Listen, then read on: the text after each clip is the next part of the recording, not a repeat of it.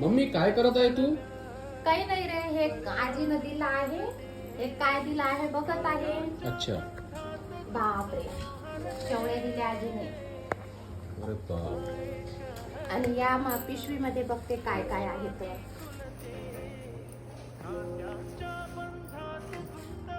कुरवड्या दिल्या, स्वतः आजीने बनवलेल्या. हे पापड स्वतः लाटून दिले. मी म्हटलं खायचे नाही तर म्हणत होते नाही देत जा मुलांना. आणि हे तांदूळाचे पापड आहे. याच्यामध्ये काय आहे? बापरे, याच्यामध्ये चकली आहे.